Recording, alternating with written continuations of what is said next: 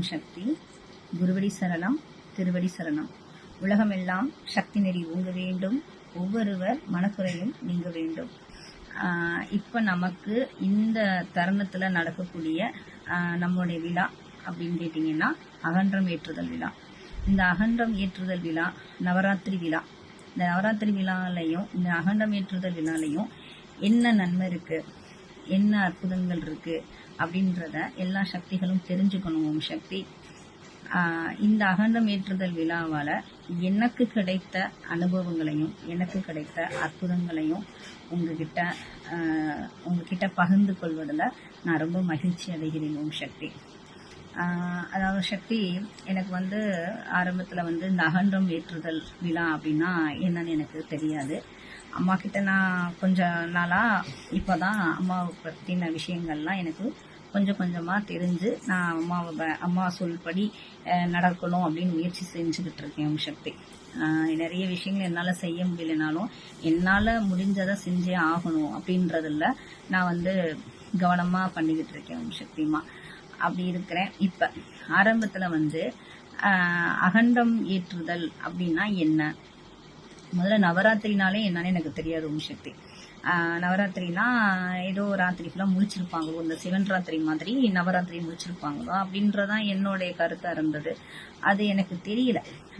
அதாவது நம்ம அம்மாவால் மட்டும்தான் ஒவ்வொரு விழாக்களையும் எப்படி செயல்படுத்தலாம், எப்படி வழிமுறைப்படுத்தலாம், எப்படி வழிபாடு செய்யலாம், எந்த மாதிரியான போனால் இறைவனுக்கும் நமக்கும் தொடர்புகளை நம்ம உருவாக்கலாம் அப்படின்றதெல்லாம் நமக்கு கற்றுக் கொடுத்தது நம்ம அம்மா, பங்காரம்மா தான். அம்மா சும்மாலாம் சொல்லக்கூடாது சக்தி. இன்னைக்கு அம்மா எடுத்த முயற்சிகள் பல முயற்சிகள். ஆனால் அதில் நமக்கு தெரியாத விஷயங்கள் எல்லாம் நம்ம அம்மா நமக்கு ஊட்டி விட்டுருக்காங்க, நிறைய ஊட்டி விட்டுட்டாங்க. இப்படி தான் இருக்கணும், இப்படி தான் பண்ணணும் அப்படின்னு. இந்த மாதிரிலாம் எனக்கு நவராத்திரினா கூட என்னன்னு தெரியாது. அப்படி இருக்கும்போது இந்த அகண்டம் ஏற்றுதல் அப்படின்னா என்னன்னே எனக்கு தெரியாது. ஆனால் ஆரம்பத்தில் அகண்டம் ஏற்றுதல் அப்படின்னு சொன்னால் கருவறைக்குள்ளே அம்மா விடுவாங்க, உள்ள வரைக்கும் போய் எண்ணெய் ஊற்றலாம் அப்படின்னு தான் எங்கிட்ட சொன்னாங்க. அந்த மாதிரி எங்களுக்கு பக்கத்தில் இருக்கவங்களாம் சொல்லுவாங்க, நாங்கள் அம்மா வழிபாடு பண்ணுறதுக்கு முன்னாடி சொல்லுவாங்க, அவங்க ஜோதி ஏற்றுவாங்க, அதாவது விளக்கு ஏற்றுவாங்க, அதுலேருந்து எண்ணெய் போய் நம்ம ஊற்றிட்டு வரலாம், அது எண்ணெய் ஊற்றிட்டு வர்றது நல்லது அப்படின்லாம் சொல்லி எங்ககிட்ட சொல்லுவாங்க. அப்படியா, அப்படி ஒன்று இருக்கா அப்படின்னா நான் அதை பெரிய விஷயமா நான் எடுத்துக்கிட்டதே கிடையாது. ஆனால் அம்மா கிட்ட அம்மாவோட வழிபாட்டு முறைகளையும் அம்மா சொன்ன அருள்வாக்குகளையும் என்னைக்கு நான் ஃபாலோ பண்ண ஆரம்பிச்சனோ அப்போ அம்மா வைக்கிற ஒவ்வொரு விஷயத்துலையும் ஏதோ ஒரு காரணங்கள் இருக்குது, அது நம்மளுடைய நன்மைக்கு மட்டும்தான் இருக்குது அப்படின்றத நான் நல்லா உணர்ந்தேன் சக்தி. அப்படின்னும் போது அகண்டம் ஏற்றுறதுனால என்ன அப்படின்னு சொல்லி மருவத்தூரில் வரும்போது அங்கே நிறைய போஸ்டர்லாம் படித்தேன். அகண்டத்தில் எண்ணெய் ஊற்றும் போது உன்னுடைய கண்டங்கள், உனக்கு வரக்கூடிய கண்டங்கள்ல இருந்து நீ விடுபடலாம், உன்னுடைய கண்டங்கள்ல இருந்து நான் உன்னை காப்பாற்றுவேன் அப்படின்னு சொல்லி அம்மா அருள்வாக்கு போட்டிருந்தாங்க. அப்போ கண்டங்கள் அப்படின்னு சொன்னால் நமக்கு வரக்கூடிய தீய விஷயங்கள், தீய சக்திகள் நமக்கு வர்றதெல்லாம் அம்மா நம்மளை காப்பாற்றுறாங்க போல, அதுக்கு தான் அதை போட்டிருக்காங்க அப்படின்னு சொல்லி அந்த அருள்வாக்கு மேலே எனக்கு ஒரு பெரிய நம்பிக்கை. இன்னைக்கு வரைக்கும் என்னை வழி நடத்துறதே அம்மாவின் அருள்வாக்கு மட்டும்தான். அம்மாவோட அருள்வாக்கு படித்தான் இன்னைக்கு அம்மா எனக்கு ஒரு மனசு சரியில்லை அப்படின்னு சொல்லி கேட்டா, என்னமோ அந்த கிளி போட்டா ஒரு சீட் எடுத்து கொடுத்து நமக்கு சொல்லும் பார்த்தீங்களா, அது மாதிரி நம்ம அம்மாவுடைய குரூப்ல நம்ம இருக்கிறனால நம்ம மனசு சரியில்லாததுல அம்மா குரூப் எடுத்து பார்த்தோம் அப்படின்னு சொன்னீங்கன்னா அதுல பாத்தீங்கன்னா நம்ம அம்மா நமக்கே சொன்ன மாதிரி அருள்வாக்கள் நிறைய வரும். அதுதான் என்னை வாழ்க்கையை இன்னைக்கு வரைக்கும் என்ன நகர்த்தி கொண்டு போய்கிட்டு இருக்கிறோம் சக்தி. அப்படி இருக்கும்போது அம்மா சொன்ன 2 விஷயம் எனக்கு தெரியும், எனக்கு தெரிஞ்சதை நான் சொல்றேன். அதாவது அம்மா அகண்டத்துல எண்ணெய் ஊத்துறனால நடக்கிறது என்ன அப்படின்னா, உன்னுடைய கண்டங்கள்ல இருந்து உன்னை காப்பாத்துவேன் அப்படின்னு அம்மா சொன்னாங்க. அதுக்கப்புறம் இன்னொரு விஷயமும் நான் படிச்சேன், அம்மாவுடைய அருள்வாக்கு புக்கில் படித்தேன். நான் அகண்டத்தில் எண்ணெய் ஊற்றுவதால அகந்தை அழியும் அப்படின்னு படித்தேன். உனக்கு உண்டான ஆணவம் அகந்தை அப்படின்றது அழியும் அப்படின்னு படித்தேன். அப்படி படிக்கும்போது என்ன இது இப்படி என்ன ஒரு புதுசாக விந்தையாக இருக்கே, இது என்ன அகந்தை அழியும் அப்படின்னு. இன்னைக்கு மனிதர்கள் பெரிய ஆளா தான் பெரிய ஆளா வந்து நினைச்சுக்கிட்டு இருக்கனாலதான் நம்ம பல கஷ்டங்கள்ல வந்து அனுபவிக்கிறோம். பல விதமான வினைகளையும் நம்ம அனுபவிச்சுட்டு இருக்கோம். நான் தான் பெருசு, நான் தான் அப்படின்ற ஆணவம் வந்து இன்னைக்கு மனிதர்களுக்குள்ள நிறைய பேத்துக்கு இருக்கு. அப்பேற்பட்ட ஆணவத்தை அழிக்கிறது ரொம்ப ரொம்ப கஷ்டம். அதாவது தெய்வங்கள் சொல்லுவாங்க, அறியாமையில செய்த தவறா இருந்தா கடவுள் திருத்தும், ஆனா ஆணவக்காரனை அழிக்கும் அப்படின்னு தான் நம்ம பண்ணி படிச்சிருக்கோம். நிறைய பாத்தீங்கன்னா புராண கதைகள்லாம் பாத்தீங்கன்னா ஆணவம் தலைக்கேறி அவனை அழிக்கிறதுக்காக தெய்வம் பலவிதமான உருவங்கள் பலவிதமான அவதாரங்கள்லாம் எடுத்து அந்த ஆணவக்கார மைடாசுரன் அப்படின்றவெல்லாம் பாத்தீங்கன்னா தெய்வத்திட்டே வரத்தை வாங்கி ஆணவம்ன்ற ஒரு பேரால அவனை அழிக்கிறதுக்கு மகாகாளியா உருவம் எடுத்து ஆணவத்தெல்லாம் அழிச்சுதான் நம்ம பார்த்திருக்கோம். அப்ப ஆணவம் அப்படின்ற ஒரு விஷயம் அப்படின்னு கேட்டீங்க அப்படின்னா அது அழிவுக்கு தான் போகும். ஆனா அப்பேற்பட்ட விஷயத்த கூட அம்மா என்ன சொல்றாங்க பாருங்க, நீ அகண்டத்துல வந்து எண்ணெய் ஊத்து, என்னுடைய கருவறைக்குள்ள வந்து அகண்டத்துல எண்ணெய் ஊத்தினா உன் அகந்தையே நான் அழித்திடுவேன் அப்படின்னு சொல்லியிருக்காங்க. அப்ப எவ்வளவு பெரிய விஷயம் பாருங்க சக்தி. ஆணவக்காரனை அழிக்கதான் செய்வேன் அப்படின்னு சொல்லி காளி அவதாரம் எடுத்த காலங்கள்ல தான் நம்ம இருந்து வளர்ந்து வந்துட்டு இருக்கோம். அப்பேற்பட்ட அந்த காலங்கள்ல ஆணவத்தை அழிக்கிறதுக்கு கூட நீ அகண்டத்துல என்ன ஊத்து, உன்னோட அகந்தையை நான் அழிச்சிடுவேன் அப்படின்னு அம்மா நமக்கு எவ்வளவு பெரிய விஷயம். அதாவது நம்ம அழியாம நம்ம அகந்தையை அழிக்கக்கூடிய விஷயத்த அம்மா நமக்கு செஞ்சுட்டு இருக்காங்க. அப்ப இதெல்லாம் வந்து சாத்தியமா, இதெல்லாம் சரியா அப்படின்னா இதெல்லாம் உண்மை. என்னோட வாழ்க்கையில இது நடந்தது ஓம் சக்தி.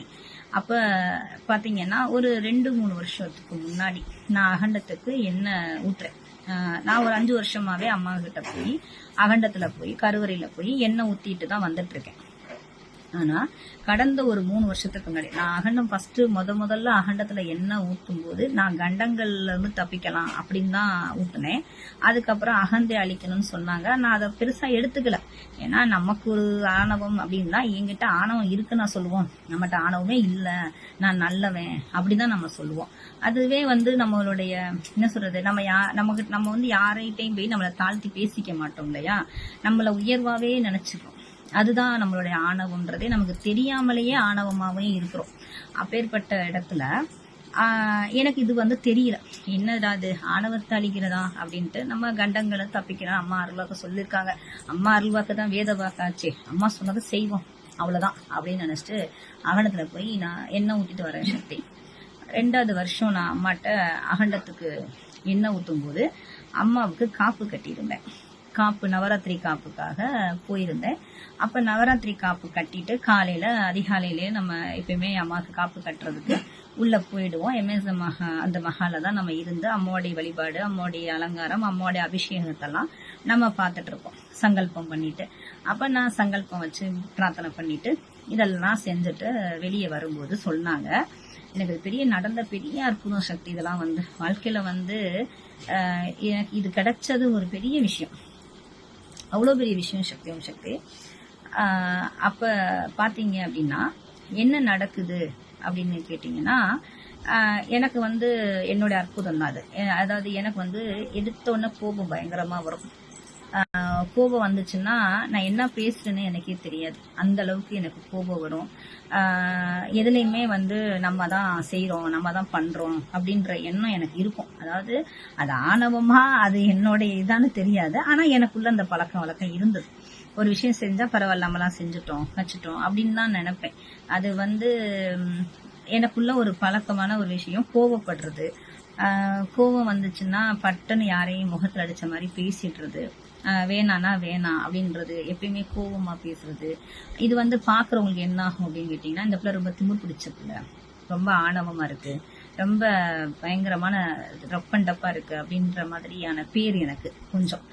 இந்த பிள்ளை போய் பேச முடியுமா, இது என்னடா எது சொன்னாலும் படார்னு பேசிடும், ரொம்ப கோவப்படுற பிள்ளை அப்படின்னு சொல்லி ஒதுங்கினவங்க நிறைய பேரு, பகையை வளர்த்துக்கிட்டவங்க நிறைய பேரு.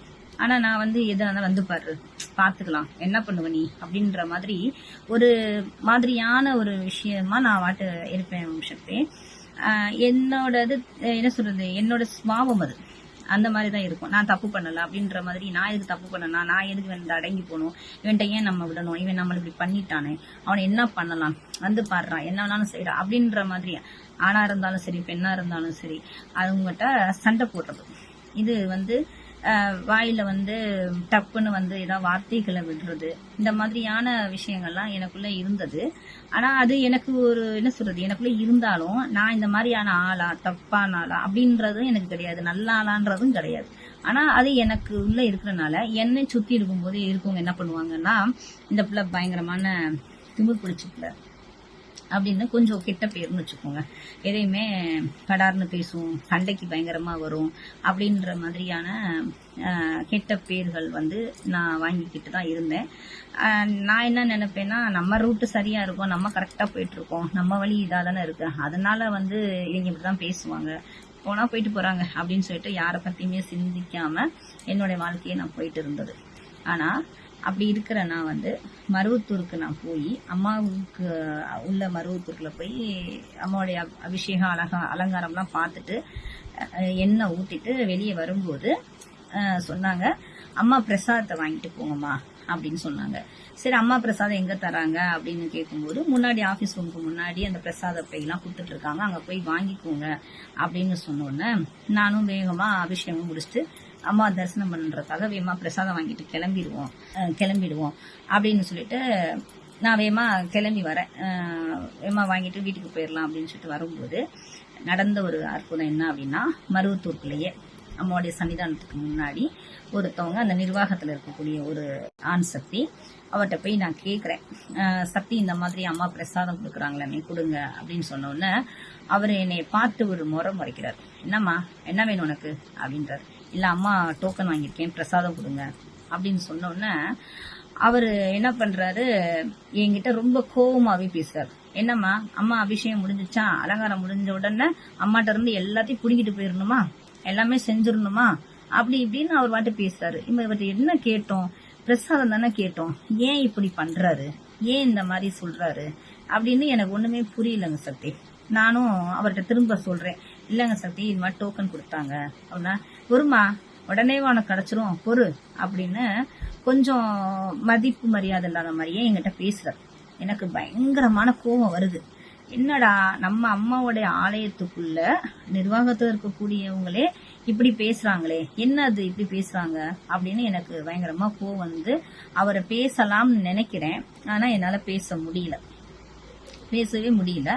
அதுக்கப்புறம் என்னைய கூட்டிட்டு போனா அங்க பிரசாதம் கொடுக்குற இடத்துக்கு கூட்டு போயிட்டு சொல்றாரு, என்ன சொல்றாருன்னா, அம்மாட்ட இருந்து எல்லாத்தையும் புடுங்கிட்டு போக மட்டும் வாங்க, சரியா, கொஞ்சம் கூட பொறுமையாவே இருக்காதீங்க அப்படி இப்படின்னு அவர் சொல்ல எனக்கு என்ன ஆகுதுன்னா, நம்ம அப்படி நினைக்கவே இல்லையே, ஏன் இவர் இப்படி பேசிக்கிட்டே இருக்காரு, என்ன அவரு அப்படின்னு சொல்லிட்டு என்கிட்ட ரொம்ப ஒரு மாதிரியா அவர் கோவமாவே பேசுறாரு, ரொம்ப கோவமா பேசுறாரு. ஆனா அவர் கோவப்படுறாரு, எனக்கு கோவம் வருது உங்க சக்தி. ஆனா நம்ம பேச வேண்டாம்னு என்னை ஏதோ ஒண்ணு தடுக்குது. நானும் அதோட ஒன்னும் பேசாம நானு போயிட்டேன். அப்ப கரெக்டா பிரசாதம் இருக்க இடத்துக்கு போயிட்டு பிரசாதத்தை எடுத்து கையில கொடுக்குறாங்க உங்க சக்தி. அப்ப கொடுக்கும்போது என்னை அவர் இப்படி பாக்குறாரு, முறைச்சு பார்த்தவரு இப்படி மாதிரியா பாக்குறாரு. பார்த்துட்டு சொல்றாரு, அதாவது எப்படி பாக்குறாருன்னா, போதுமா, திருப்தியா, இப்ப திருப்தியாமா, உனக்கு எல்லாம் வாங்கிட்டியா, உனக்கு திருப்தியா அப்படின்னு கேக்குறாரு. என்னடா இவர் இப்படி கேக்குறாரு, நம்ம என்ன செஞ்சோம், ஏன் இப்படி பேசுறாரு, ஏன் இப்படி கேக்குறாருன்னே தெரியலையே அப்படின்னு சொல்லிட்டு நான் உடனே அந்த பிரசாத கையில வாங்கிட்டு ரொம்ப திருப்தி அப்படின்னு சொல்லிட்டு அவர்கிட்ட பட்டார்னு பேசாம, அதாவது ரொம்ப திருப்தி அப்படின்னு ஒரு மாதிரியா சொல்லிட்டு நேரா அம்மா சன்னிதானத்துக்கு போயிட்டேன். அம்மா கருவறைகிட்ட போயிட்டு அம்மா கிட்ட சண்டை போடுறேன். என்னம்மா நீ, உங்ககிட்ட நான் வந்து காப்பு கட்டிட்டு நான் வழிபாடு பண்ணிட்டு போலான்னு பார்த்தா, உன்னோட ஆலயத்துக்குள்ளேயே ஒருத்தர் இவ்வளவு கோபமா, ஒரு தொண்டு செய்யக்கூடியவர் இவ்வளவு கோபமா என்கிட்ட பேசுறாரு, இவ்வளவு கோபமா பேசிக்கிறாரு, ஏன் இப்படி பேசுறாரு என்கிட்ட, இந்த மாதிரிலாம் பேசினா நான் இனிமே வரமாட்டேன் அப்படின்னு சொல்லிட்டு அம்மாட்ட சண்டை போடுறேன். என்னால அவர்கிட்ட போய் சண்டை போடணும், அவர்கிட்ட நான் கேட்காம போறது என்னால முடியல, நான் இப்ப வெளியே போயிட்டு அவரை பிடிச்சி சத்தம் போடாம நான் போகவே மாட்டேன், ஏன்னா அவர் அவ்வளவு தூரம் என்னை கோபமா பேசிட்டாரு, ஏன் இப்படி பேசினாரு எனக்கு தெரிஞ்சாகணும் அப்படின்னு சொல்லிட்டு அம்மா கிட்ட சண்டை போட்டுட்டு என்ன இப்படி நடக்குது, ஏன் இப்படி பேசுறாங்க அப்படின்னு ரொம்ப கோவமா, அழுகையும் வருது, கோவமும் வருது. அதோட சரி இனிமே நம்ம இங்க பேசலாம், நேரா அவரை பார்த்து என்ன ஏன் இப்படி பேசுனீங்கன்னு கேட்டுட்டு போயிடலாம் அப்படின்னு சொல்லிட்டு ரொம்ப கோவமா வெளியே வரேன் சக்தி. அங்க ஒருத்தர் தொண்டு பண்ணிக்கிட்டு இருக்காரு அம்மாவுடைய வெளியே வெளியே நம்ம தரிசனம் முடிச்சுட்டு வெளியே வரக்கூடிய இடத்துல. நம்ம ஒரு சக்தி எனக்கு ரொம்ப அவங்க நல்ல ஒரு அம்மாவுடைய தொண்டர் அவங்க. அவர்கிட்ட நான் ஏதாவது ஒரு டவுட்னாலும் அவர்கிட்ட நான் கேட்பேன், இந்த விழாக்கள்லாம் எப்படி நடக்குது, எத்தனாம் தேதி நடக்குது அப்படின்னு கேட்பேன். அவர் அங்க நின்றுட்டு இருக்காரு. நின்று அவர் அமைதியா தொண்டு பண்ணிட்டு இருக்காரு. அவர் அமைதியா தொண்டு பண்ணும்போது இந்த சக்திகிட்ட சொல்லுவோம், இவர் இந்த இடத்துல தான் இருக்காரு, இங்க மருவத்தூர்ல தான் அவர் இருக்காரு, அவர்கிட்ட சொல்லிட்டோம்னா அவர் போய் கேட்கட்டும் அப்படின்னு நினைச்சிட்டு அவர்கிட்ட போய் சொல்றேன். சக்தி இது என்ன சக்தி, இவர் இந்த மாதிரி பிரசாதம் நான் போய் கேட்டதுக்கு என்னை இவ்வளோ தூரம் ரொம்ப ஹார்டா பேசிட்டாரு, என்னால அது பண்ணவே முடியல, அப்படி எப்படி என்னை பேசலாம், நான் என்ன அம்மாட்ட உடனே புடிங்கிட்டு போகணும்னு சொல்றாரு, அம்படி எடுத்துட்டு போயிருங்கன்னு சொல்றாரு, எல்லாத்தையுமே வாரி எடுத்துட்டு போங்கன்னு சொல்றாரு, என்னென்னமோ பேசுறாரு சக்தி அப்படின்னு நான் சொல்றேன். அப்ப அவர் சொன்ன ஒரே வார்த்தை, என்னைய பார்த்து சொல்றாரு, இப்படி கை வைக்கிறாரு அப்படின்னு சொல்றாரு. எனக்கு ஒண்ணுமே புரியல, என்னடா இவர்கிட்ட போய் சொன்னா இவர் இப்படி கையை விரல வச்சுட்டு இப்படி சொல்றாரு அப்படின்னு சொல்லிட்டு அவர் சொல்லும் போது எனக்கு ஒரு மாதிரியா இருக்கு, உடம்பு ஒரு மாதிரியா ஆடுது, அருள் மாதிரி ஏதோ அம்மாவே என்கிட்ட சொன்ன மாதிரி ஒரு ஃபீல் ஆயிட்டு கண்ணெல்லாம் கலங்குது எனக்கு. அப்படி கையை வச்சுட்டு இப்படின்னு சொன்னாரு, பார்த்து கையை விரல வச்சுட்டு பேசாதீங்க அப்படின்னு சொன்னாரு. சொன்ன உடனே நான் அமைதியாயிட்டு என்ன சக்தி சொல்லுங்கன்னு, உங்ககிட்ட பேசுனது அம்மாவா கூட இருக்கலாம்னாரு. நீங்க உங்ககிட்ட இந்த மாதிரி கோவப்பட்டு சண்டை போட்டது அம்மாவா கூட வந்திருக்கலாம் அப்படின்னு சொன்னார். எனக்கு அப்படியே ஆடி போயிட்டேன் சத்தியமா, ஆடி போயிட்டேன். அம்மாவே வந்திருக்கலாம்னு சொன்ன அந்த நிமிஷத்துல இருந்து இன்னைக்கு வரைக்கும் எனக்கு கோபம்ன்றதே இல்லை சக்தி. அதிகமான கோபம் கிடையாது, ஆத்திரங்கள் கிடையாது, அந்த நான் தான்ற எண்ணம் என்கிட்ட கிடையாது. அம்மா அந்த இடத்துல என்ன ஒரு பரிசோதனை பண்ணான். அப்படியே என்னை அந்த இடத்துல என்கிட்ட இருக்கக்கூடிய என்கிட்ட இருக்கக்கூடிய கோபத்தெல்லாம் அப்படியே முக்காவாசி குறைச்சிட்டான் சக்தி. அந்த இடத்துல அவரு இப்படின்னு சொன்னாரு பாருங்க, ஆடிட்டேன், என்னால முடியல. அம்மாவே என்கிட்ட சித்தாடல் பண்ணிருக்கிறான். அந்த நிர்வாகத்துல பண்ணவங்க கிடையவே கிடையாது. ஏன்னா நிர்வாகத்துல இருக்கிறவங்க அம்மா துண்டு பண்றவங்க அப்படி பேசவே மாட்டாங்க. இல்ல தேவையில்லாம கோவப்படுறது, தேவையில்லாம ஆணவமா பேசுறது, அகந்தையா பேசுறது, இதெல்லாம் அம்மா எனக்கு மருவத்தூர்ல வச்சு சித்தாடல் பண்ணி என்கிட்ட இருந்தா அம்மா அதை என்கிட்ட எடுத்துட்டாங்க சக்தி. இதை நல்லா நான் உணர்ந்தேன், என்னால அதை உணர முடிந்தது. அந்த மாதிரி எல்லா சக்திகளுக்கும் அந்த மாதிரியான அனுபவங்கள் கண்டிப்பா கிடைக்கணும்.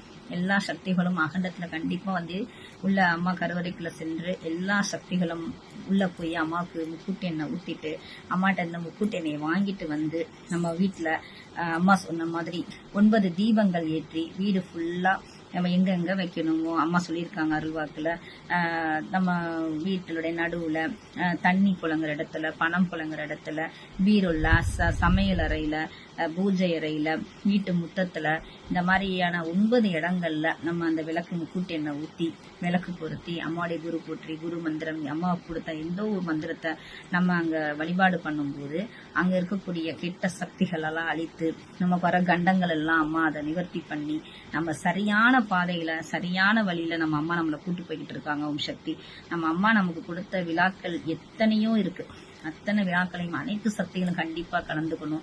ஏதோ ஒண்ணு அம்மா சொல்றாங்க அதை நம்ம செய்யணும், அவ்வளவுதான். அம்மா சொல்லிட்டாங்க அதை செஞ்சிடணும் அப்படின்றத மட்டும் நம்ம எடுத்துக்கிட்டோம் அப்படின்னா நம்ம அம்மா நமக்கு சரியான வழிகாட்டி, நமக்கு வாழ்க்கையில சரியான வழிகாட்டி கை காட்டி யாருங்கிட்ட நம்ம அம்மா சொன்ன பாதையில நம்ம பயணம் பண்ணுவோம். அம்மா சொன்ன இந்த விழாக்கள்ல கலந்துக்கிடுவோம். இந்த அகண்டத்துல அனைத்து சக்திகளும் கலந்து தங்களுக்கு வரக்கூடிய கண்டங்கள் இருந்து விடுபடவும், தனக்கு ஏற்பட்டுள்ள தெரியாம அறிந்தும் அறியாமலும் தெரிந்தும் தெரியாம நமக்குள்ள இருக்கக்கூடிய அகந்தை கோபங்கள் இருந்தெல்லாம் விடுபட்டு தனி ஒரு மனிதனா நல்ல ஒரு மனிதனா தன்னுணர்வோட வாழ்வதற்கு நமக்கு கொடுத்த மாபெரும் விழா இந்த அகண்டம் ஏற்றுதல் விழா. ஓம் சக்தி. இது அனைத்து சக்திகளும் பயன்படுத்தி எல்லாரும் தன் வாழ்க்கையில நல்லபடியா இருக்க வேண்டும். ஓம் சக்தி. வாய்ப்புக்கு ரொம்ப நன்றி ஓம் சக்தி. சுதாலங்கன் சக்தி, உங்களுக்கு கோடான கோடி நன்றி. இந்த வாய்ப்பு கொடுத்த ஓம் சக்தி பங்காரம்மா, என் உயிர், என்னுடைய தெய்வம், என்னுடைய எல்லாமே என்னோட அம்மா பங்காரம்மாவுக்கு என்னுடைய கோடான கோடி நன்றி. மனதார நன்றி சொல்லிக்கிறேன் ஓம் சக்தி. குரு வாழ்க, பங்காரம்மா வாழ்க. குரு வாழ்க, பங்காரம்மா வாழ்க. குரு வாழ்க, பங்காரம்மா வாழ்க. ஓம் சக்தி.